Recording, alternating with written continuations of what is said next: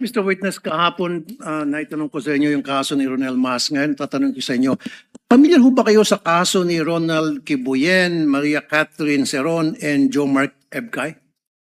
Narinig ko po sila. Ano po yung pagkakarinig mo sa kaso? Sila po ay inaresto ng PNP, CIDG. Yung isa po sa, I think it's an Osamis dahil meron siyang nagsabi na patayin si dating Pangulong Duterte at nag-offer ng 100 million na reward. Yung naman pong ubayan sa Boracay ata, ano may offer din, I'm not mistaken, 150 million po yata na rin. So, itong tatlo po, sa pagkakalam niyo, ano mga trabaho nito? Yung isa po, construction worker, ay, hindi ko po maalala yung isang. Yung isa ay unemployed college graduate. Ayun. So, the reason why I asked that, kasi tulad ni Ronel Mas, isang teacher, at itong tatlo, mga ordinary mamayan, Opo. i-compare natin dun sa ginawa ni VP Sara at saka ni Mayor Baste sa ating Pangulo, pagbabanta, almost the same yung nangyari. So, kamay na bakal ang pinairal. Kapag mga ordinaryong mahirap na mamayan, ang pinapairal ninyo dyan sa law enforcement. Pero kapag makapangyarihan ang mga tao, you treat them with kids' gloves. Why is that? Respectfully po, Your Honor, unang-una, I cannot speak to the behavior of the law enforcement at that time. But I agree with you na yung pag-aresto po sa kanila is warrantless arrest. That's the reason why na-dismiss po lahat ng kaso na yon. Yung sa ngayon naman po, yung mga pangyayari na ito, we go to the case build up and file a case katulad po nung nangyari kay Vice Presidente, meron pong nakapending ngayon na kaso. At kung ito po ay may file sa korte, that is the time that the court will issue a warrant of arrest. So meron po tayong prosesong sinusunod po. Mali nga yung pagka-aresto. Actually, warrantless arrest yung nangyari noon. Pero meron bang nag-utos why it was done by the law enforcement people at that time? And what's the difference between the law enforcement back then and the law enforcement people now? Well, I can only speak po for my bureau na NBI. We are making sure that we are following the process and the law. In any case, wala pong malaki o maliit na kaso.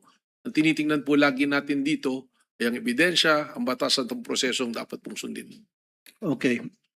I'll give you an example. Halimbawa, yung nangyari ngayon na pagbabanta sa ating Pangulo, nangyari noon sa panahon ni Pangulong Duterte at nagbanta si Leni Robredo. Halimbawa lang, of course, Leni Robredo would not do that kasi I know, wala sa karakter niya. Nagbanta si Leni Robredo kay Pangulong Duterte at matindi yung outburst niya at pagbabanta. At ganun din naggagawa ng follow-up ang kanyang anak. What would have happened? Sa tingin niyo ba, possible na merong gagawang pag-aaresto si PRD tulad ng ginawang pag-aaresto dun sa mga teachers, sa teacher, construction worker, at unemployed college graduate? Well, respectfully, it's calling for an opinion but siguro meron po akong pwedeng pagbasihan. Base na rin po sa inyong sinasabi na construction worker, teacher ay inaresto dahil sa banta. Posible po. May possibility na baka arestuhin po kaagad ang Vice Presidente noon. Thank you, Mr. Witness. Thank you, Senator Judge Raffy Tulfo. Senator. Reason po. All right, salamat. Salamat po. Thank you, Senator Judge Aquino. Senator Judge Padilla is recognized. You may proceed, sir, when you're ready. You have 2 minutes. Maraming salamat po aming ginoong tagapamahalang hukom at sa atin pong ginoong Pangulo. Meron po akong katanungan para sa prosecution. Sa akin pong mga kaibigan, prosecution. Napakahalaga po sa bawat pagdinig ay yung nagsasabi ng katotohanan. Tama po ba? Tama po. Opo. Pagka ang isang witness po ay naging halimbawa ng paiba-iba ang sinasabi, ano pong tawag dito? Di ba po kasinungalingan? This is a hypothetical question, Apo. Your Honor. You are not referring to any particular witness? Silas Cañas po. Yung inyo pong pinakitang affidavit, Your Honor? alam niyo po, Hindi pa po ako tapos, kaibigan. Alam niyo po, napakalungkot po para sa amin na marinig na merong kayong ibinigay na affidavit na nabahiran dito po sa loob ng Senado. Dito sa plenaryo ng Senado ay nabahiran ng matinding masasabi nating kasinungalingan sapagkat magkaiba ang kanyang sinabi. October 3, 2016, sinabi niya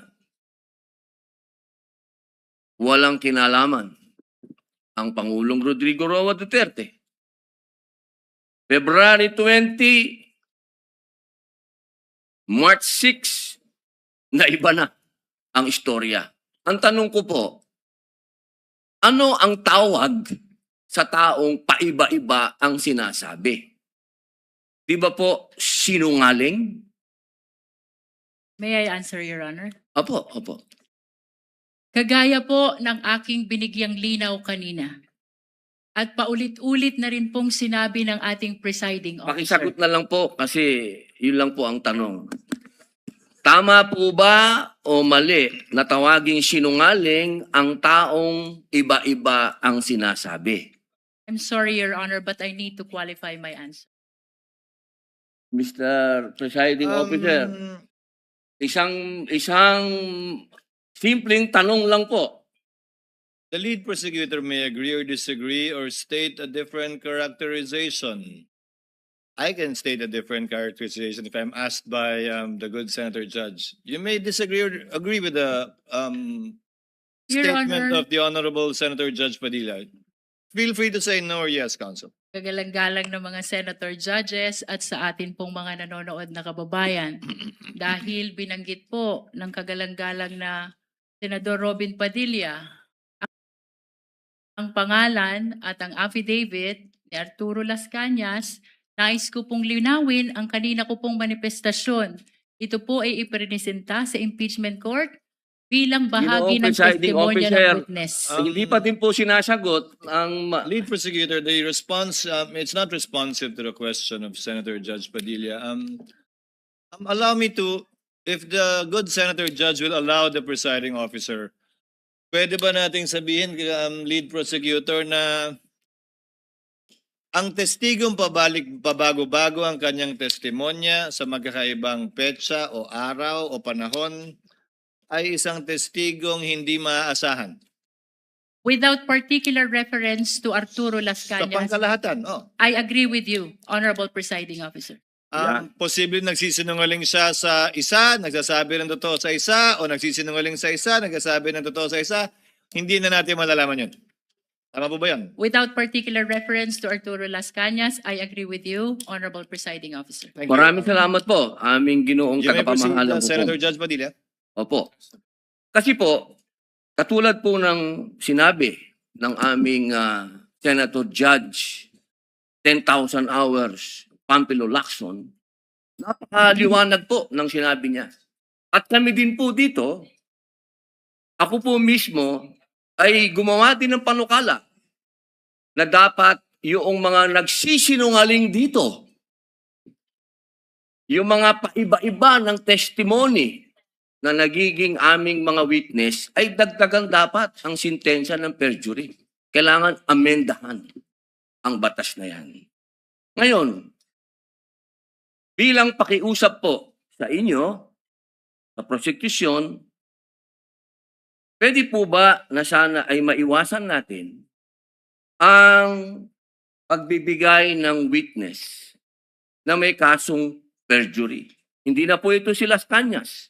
Ang sinasabi ko po ay yung dalawang mahal nating witness, si Attorney Jeremy Lotok at si NBI Agent Talilong, na sa mga oras na ito ay may kasong hinaharap na perjury.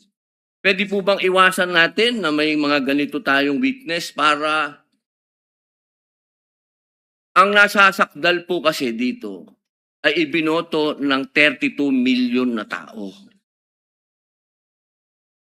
sana po, aming mga mahal na kaibigan sa prosecution, ay isipin nating mabuti bago po tayo magbigay ng mga witness na may perjury na kaso o nagkaroon po kami ng dahilan na gumawa ng amenda na itong perjury ay amendahan. Pwede po ba yun? Your Honor, with all due respect, I would like to take exception to the question and manifestation of the Honorable Senator Judge Robin Padilla. First of all, we were able to verify already that there are no cases pending against the prosecution witnesses. In addition, Your Honor, and only to respond to the concern of the Honorable Senator Judge Padilla, ang conviction po ay hindi ground for disqualification unless it is final and unless it is punishable by more than 1 year and that the crime constitutes moral turpitude. Alam niyo po, napakaganda po ng inyong sagot. Sana hindi one-sided ang ating persecution. Ano? Kasi, alam niyo, pag kayo ang pagpabor sa inyo, alam niyo, bawal po ang ginagawa. Kindly maintain Presiding order officer, within the bawal po court. ang ginagawa nitong nasa harap natin, nagkukomento. Kindly maintain order in the court. The Sergeant at Arms, by authority of the Senate President, is directed to kindly maintain. Hindi po order in the sila allowed. Mag-ingay. Korte po ito.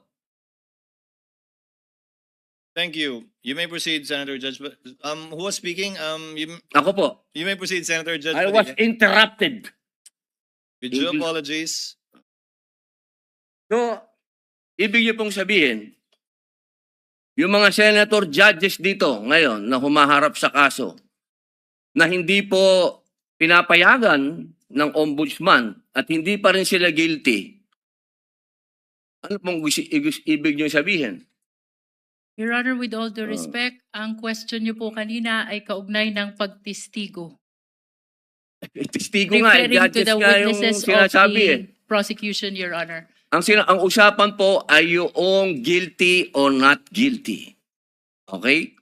So, tatanong na po ako ng bago. Pwede po ba? May I be clarified, Your Honor, on your last question about the senator you said are facing cases?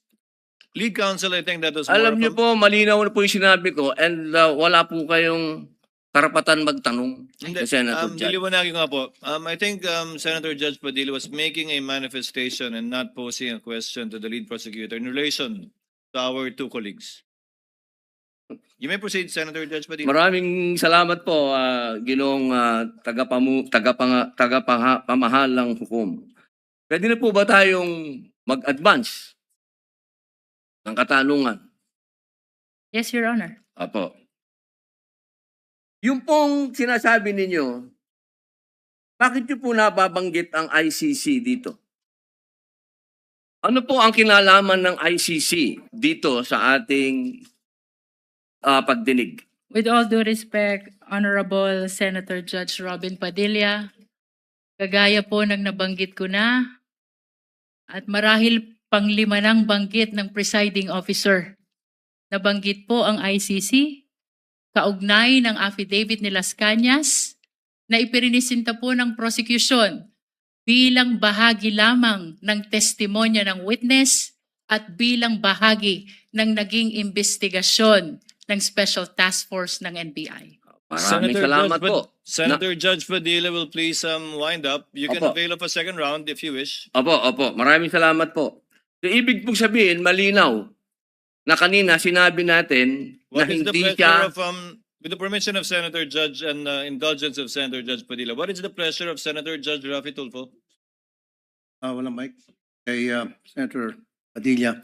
Bakit pag sa kabila pinapayagan sila 5-10 minutes? Bakit pag sa amin, sa majority, kinakat agad ni remind pagdating ng 2 minutes? I think nakakalata na kami. So dapat pag sinabing 2 minutes, 2 minutes. Pag sa amin sa majority, pag 2 minutes, pinipindot nito. 2-3 beses. Totoo yan. Pero pag sa minority, umaabot na ng 5 minutes, 10 minutes. At meron akong record yan. Pinapayagan. Why? Thank you. The comments of Senator Judge Rafi Tulfo is recognized. However, the chair would like to point out that in the impeachment court, there is no majority nor minority. We are all senator judges. And Senator Lacson earlier requested also an additional time to finish his point, which the chair allowed. That's why the chair reminded Senator Judge Padilla to wind up because his time already lapsed. Kaya nga, Mr. Presiding Officer, I'm sorry, I do have a lot of respect in you. Yung sa akin lang, kahit na sino senador, kapag dating na ng 2 minutes, pinipindutan ng bell eh. Ako ilang beses na ako nang pindutan ng bell. Nakakairita eh. Samantalang yung iba, hindi pinipindutan ng bell, umabot pa ng 5 minutes. I'm not referring to anybody here now. Yun lang yun eh. Kaya nga kumisas, binubulungan ko na nun dyan eh. Oy, pindutin mo na yung bell. Para naman makapagsalita yung iba. Yun lang po. Wala na akong tinutukoy dito. Dapat maging fair tayo yung sa nagpipindot ng bell. Pag sinabing 2 minutes regardless kahit na sinong senador yan. Thank you. The clerk of court is instructed to kindly relate to the bell ringer. To kindly be consistent in doing the polite reminder to the senator judges with respect to the time allotted. Mr. Presiding Senator Officer. Judge Yes. Cayetano Alan. No, I take the comments of Senator Tulfo in order. I respect your opinion, but just to put on record, as you said, Senator Lacson a while ago asked for more time, binigay. Walang bell yon. Yesterday, 2 bell sa akin. 2 o 3. Dalawa lang ang bilang ko. 2 lang bilang mo. And maybe the solution is that after the first, isang bell na lang, pero kasi from the start of the impeachment trial, we asked the presiding officer at sabi mo nga, liberality, because then if we can't ask questions, baka magkaroon ng motion or mas lalong tatagal. Maybe you've been doing it naman, but yun nga, yung just ask to wrap up. But konting, we all want to get back to work. There's so much that we want to do. At least, wala ngang majority-minority, but at least wala ngang threat ng kaso sa majority. Kami magsalita dito, parang may sword sa aming nakatutok. So, konting pagbibigay din sa amin ng konting liberality din sa pagtatanong. Yes. But in accordance with the rules, tama naman po yung sinabi ni Senator Tulfo. The presiding officer shall take in advisement the points raised by Senator Judge Rafi Tulfo as well as the point raised by Senator Judge Allen. And in that spirit, kindly wind up, Senator Opo. Judge Padilla. Ginoong tagapamahalang hukom, nais ko lamang pong sagutin ang ating kaibigan na si Senator Rafi Tulfo. Sandali lang po. Kaibigan, mas mahaba kasi yung sagot ng ating prosecution. Ako po ay nagtatanong lamang ng oo ba o hindi. Sensa na po. Opo. Kindly wind up, Senator Judge Padilla, but you're gonna Opo. bail of the Maraming second round. salamat po. There's one. Tatalon na po ako. Dito na po ako sa aking kaibigan. Maraming salamat po, kaibigan. Opo. Sa akin pong kaibigan, kay Attorney Matibag, mahal na saksi. Mabilis lang po ito. Ako po ay napunta sa PDP Laban dahil po sa inyo. Tama po. Opo. Kayo po ang kumimbinsi sa akin. Tama po. Campaign manager niyo pa po. Opo. At masasabi po natin na isa kayo sa nagpa-number 1 po sa akin. Tama po. Sa lugar po namin, number 1 po kayo. Opo. Attorney Matibag, sumama po ako sa inyo dahil alam ko na isa po kayo sa arkitekto ng pagkapanalo ni President Rodrigo Roa Duterte. Tama po ba?